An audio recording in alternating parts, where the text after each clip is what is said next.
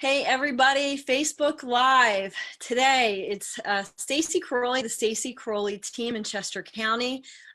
During this quarantine, I've loved interviewing and talking to people twice a week on Tuesdays and Thursdays and learning about local businesses or educators or foundations. And today I have a special treat. It is a foundation that's local in Malvern, and it is the Fighting Back Scholarship Program. I have known about this program for a couple of years now, but it's been going on much longer than that. And with me today is Scott Dillman, the founder of Fighting Back program. So Scott, thank you. Thanks for joining us. Well, thanks, Stacie, for having me. So just a quick intro about Scott. He is also a Malvern resident. He's married to a gorgeous woman, Laura. They have two kids, Selena and Vincent. And Vincent is graduating St. Joe's Prep this year, right, Scott? Yes, he is. We hope. So I always like to ask this. So he's graduating. How is St. Joe's Prep handling that? They've been, just like many of the schools, they're doing online school, and they're still planning on having some type of, once everything's opened up, having some type of graduation ceremonies and celebrations. But obviously, none of that's been announced yet. Okay. All right. And quick, everybody that's listening. So a little bit of background that I know of Scott Dillman is that I can say without hesitation, he's one of the smartest people I have ever met. No pressure, Scott. And he possesses two qualities that I love, which is he is one of the best listeners. And it was listening and the ability to put yourself in someone's shoes, empathy, if you will. So Scott's background is, for me, it's all about service from the time he graduated from high school until now. And there's very few people that I know of that dedicate their life to serving others, but Scott is one of those people. We're lucky to have him. Scott, why don't you tell us about the foundation and how it started and how you got to where you are now? Yeah, it truly wasn't. There was no plan for this, Stace. It was one of those things. I truly believe one of the reasons I was put on earth was to be involved in this to one way or another. But I was 23 years old. I was working at a gym that I used to work out of when I was a kid.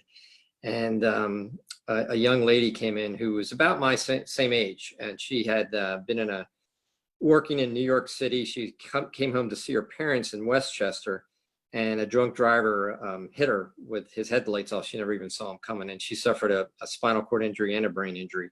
So when she came into the gym, she was just looking for some place to transition after Bryn Mawr rehab. And she came in there in a wheelchair, not sure what she could do. And I had zero experience working with anybody with these types of injuries. But she was so inspirational. She just had the best attitude. I couldn't believe it. I mean, here she is, 23. She lost everything. And she just came in with a smile on her face, and she really touched my life. And she inspired me to realize that, of all the people we look at and we admire in our society, athletes and successful people, and here Karen was just someone who really could help us to understand what's important in life, what really matters in life. And we so far get pulled away from that because of the craziness of life. So at a young age, she just impacted me at such a level. And I literally came up with the name Fighting Back, thinking about her. And from that point, the program kind of began by scratch. It just happened to be something that we started. We weren't planning on it. Literally, someone at the gym came up to me. I'd worked with Karen, then a couple other people came in, and someone said, "Hey, look, if you ever need any money for someone who can't afford the services, let me know, and I'll write you a check." And we got a check for $1,000, and we didn't even have a foundation at the time. So this was just a grassroots, it's still really a grassroots program that started with just really the inspiration of the people we're helping. And it's grown from that one individual, and Karen was the first person we honored. Today we have over 80 people on scholarship. We've done, 27, this will be our 28th. We've done 27 award nights where we honor people for their courage, desire, and perseverance, honoring over 70 people. And it's been just really an incredible journey. And again, the individuals that we support are such an inspiration to everyone. I mean, they remind us every day that in a snap of a finger, life can change. And as we were talking before, you know, Yep. that this is what COVID-19 is for all of us. We're having a small taste of this, but for these people, not only did their lives change, but, you know, some of them can't move like they used to, or their ability to function cognitively have changed. And their ability to have such an incredible attitude, the people that I get have that fight, have an amazing attitude, and their caregivers, as we talked about, are just incredible. And they teach us the importance of what really matters in life, our faith, our family, the fellowship of our community. And it really has been an honor to be part of this for so long. And I just really, like I said, I feel like part of the reason I was put on earth was to be involved in this, because it wasn't part of my plan at all. I had no intention of doing it. Sometimes that's the best things that happen in life, is when it's not planned. And it just literally, I feel like it fell in your lap. It was God telling you, like, hey, here's this woman, let's go. Yeah, it really was. And it's amazing how it's been wonderful to be part of a grassroots effort that, you know, most of the board of directors that we've had came from watching people at the gym saying, how can I help? And, you know, the organization has grown just a little bit each year, and to the point where now we're, you know, serving 80 people, and our budgets have increased from, you know, one individual up to, you know, close to $300,000 we've got to raise every year to try to support the individuals that we have. So it's been an incredible journey. And like I said, it always reminds me, anytime I go through a difficult period, I've had incredible role models to show me how to deal with this. And, you know, you recognize that so much of it's the people's attitudes and how they handle their setbacks in life that really matter. So you touched on Fighting Back, their foundation. Every year you have an event, and it's grown. It used to be at the Desmond, and now I think it was at an even larger place. And the event was supposed to take place at the end of this month. Is that correct? Yeah, we actually had, last year we did it at the Sheraton for the first time, and we had 500 people, which is amazing for a Yeah. small organization. And we were supposed to do it again at the Sheraton on April 29th, but because of this, we have rescheduled it. We're going to try to schedule it for the end of September, but again, it's all flexible based on, you know, what happens with the environment and when it's safe for everybody to get back together. But as I was sharing with you before, Stacie, I think we need this more than ever, because Okay. again, so much of what's happened here is we've all become very isolated, and it's been great family time, and it's wonderful that we've been able to kind of simplify things, but so much of the power of everything we do is within our community. And having the community not being able to come together eventually to celebrate our coming back together in a safe way, in a safe time, will be a wonderful opportunity for all of us. So what people are seeing now on Facebook is the annual event itself, and a lot of them are families. Some of them are people and corporations that have also helped you, like Remed, Janet Finnegan. And can you tell us a little bit about the event? I think you spotlight 3 people that have gone through your program that year. How does it go? Yeah, basically the idea of this, again, it came back, the first person we honored was Karen Russell. And my reasoning for that was, and you'll laugh at this, Stace, because I thought about Allen Iverson, and back then in the days, No. he was kind of one of the stars. And I was like, you know, Allen Iverson is a great basketball player, but Right. you know, when I look at what Karen has demonstrated in my life and what she's taught me, I mean, those are the people that we should be highlighting, and because they're inspirational stories. You can't go to the annual achievement night and walk out of there without being so thankful and I've been grateful. to for Scott, and I can't get through. It's almost like your Barbara Walters. I have cried every time. I don't know how you get up on stage in front of everyone and tell these stories without, like, you just knock it out of the ballpark. And I'm a mess. I can't. I love this event, and I don't know how you do it. Well, the funny thing about it too is that you know, I always say this is the Oscars for Fighting Back, because for these people that, you know, a lot of times, you know, it's hard when you see someone who's been seriously injured or physically looks different or maybe speaks differently. You know, none of us are used to that. But for these individuals to be able to come into a room with 500 people and recognize they're the stars. So it is the Oscars of Fighting Back, and people get so excited to get dressed up and they go out and see all their fellow, you know, Fighting Back clients and their family members, and just to celebrate the 3 people that we're honoring. And it all started with Karen, because we honored Karen at the gym. There was 36 people there our first annual achievement night. And it's amazing, again, how this has grown from 36 to over 500. And I think right now, when we can do it, it'll be a wonderful chance to bring the community back together and to celebrate, again, the role models that these individuals are. And, we have never run out of great stories over all the years. It's incredible how blessed we are to have such incredible people in our program. So since April 29th will come and go and people can't attend or donate there, let's talk about what people can do now.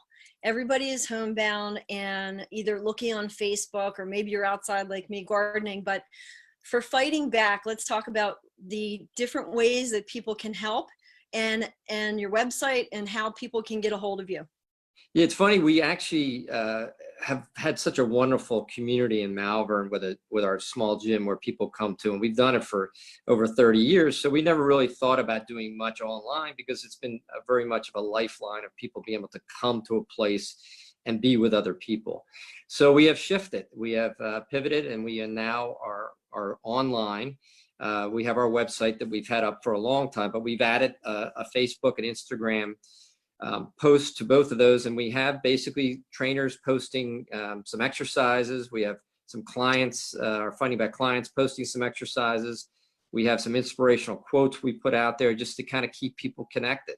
And it's our first effort really to be able to go out and start to share in a virtual way.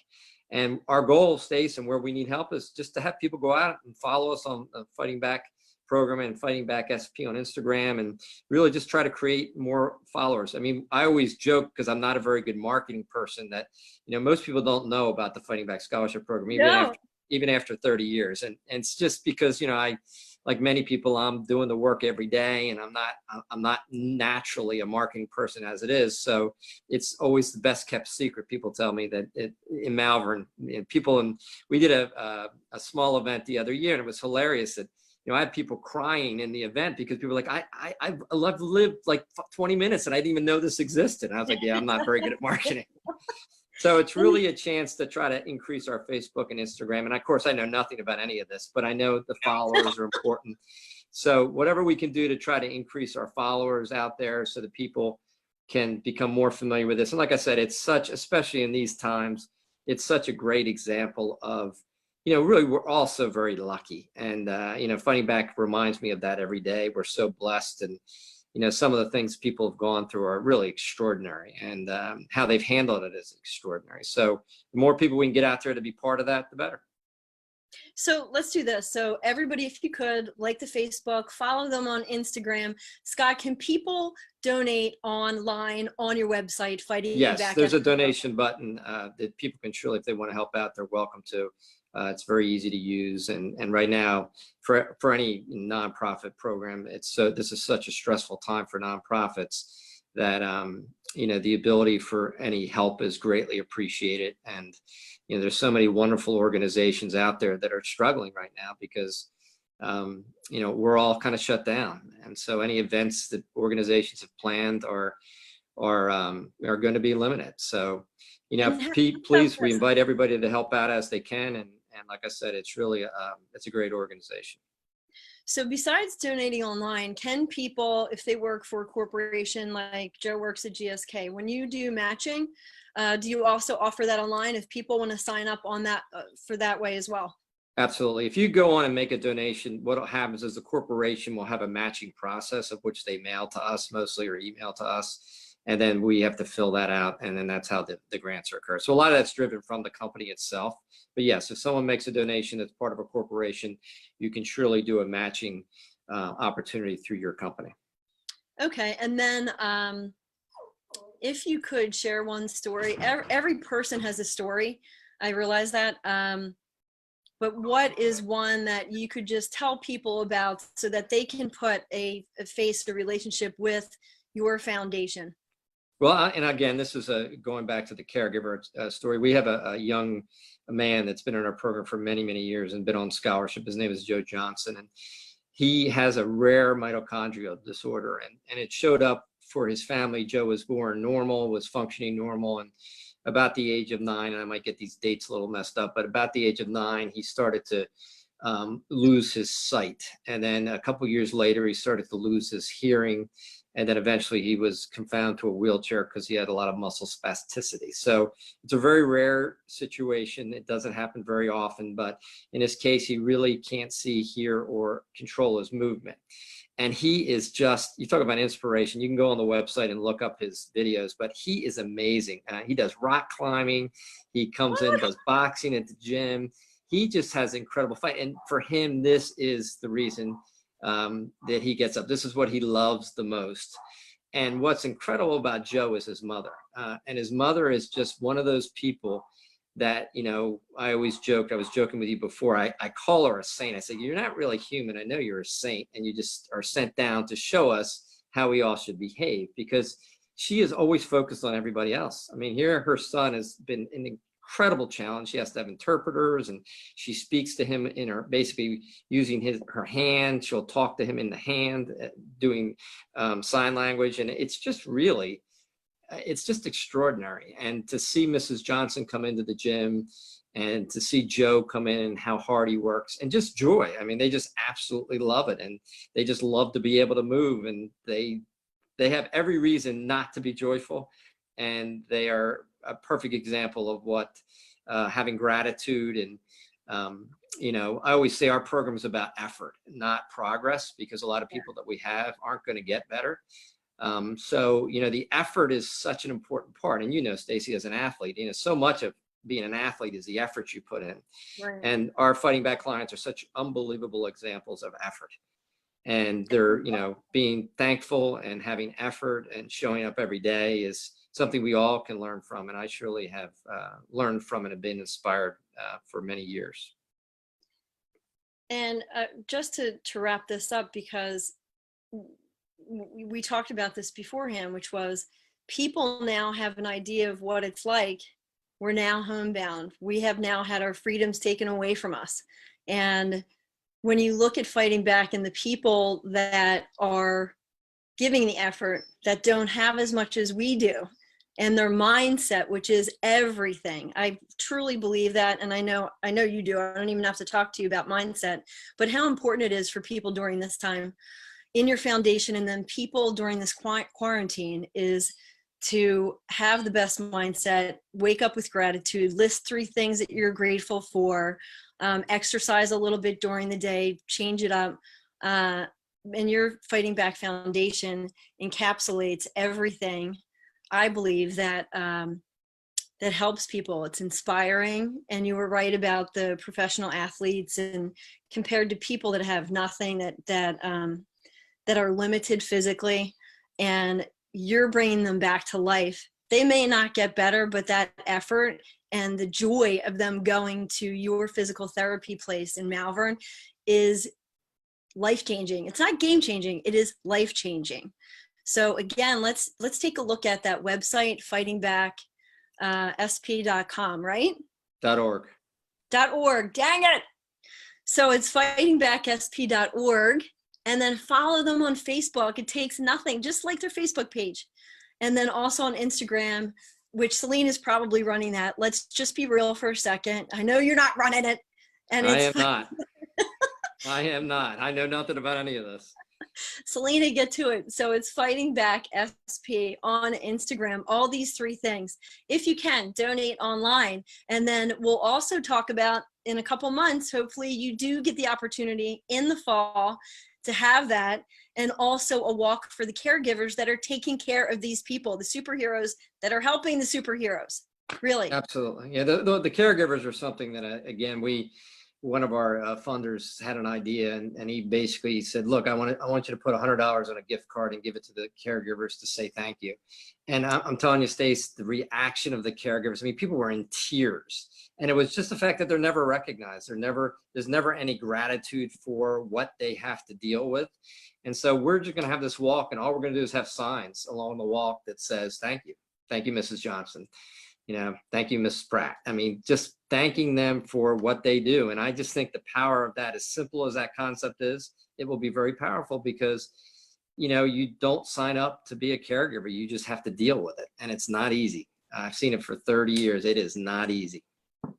It's not. And on that note, I just want to thank you for your time, Scott. I thank you so much for what you're doing on a daily basis. and your foundation fighting back. It is incredible and it is life-changing for the people that go and help support it, and then the people that are going through it at your physical therapy place on King Street. Well, So thanks, Stace, for doing this. It's great to see you, and it's great yeah, to have you part of this. I'm happy to. So do you have any final words, or we good? No, I think, like you said, it's so important. I think at this time that, this is such an opportunity for all of us, for those that have been, that have to shelter in place that aren't essential services, to practice gratitude, to try to move a little bit each day, to really take time out to make some phone calls to people you never get a chance to talk to. And Yes. I think that's such a big part of this, is that we don't get breaks in life. I'm amazed. I've been in business for 32 years. I've never stopped. I work 7 days a week. I never realized what it was like to stop. And I'm still working more now than I ever working. But I mean, the reality is this is an opportunity for all of us to take advantage of, a little break in life. It is truly. Well, thank you again. And everyone, thanks for watching. Seize the day, people. Seize the day. Carpe diem.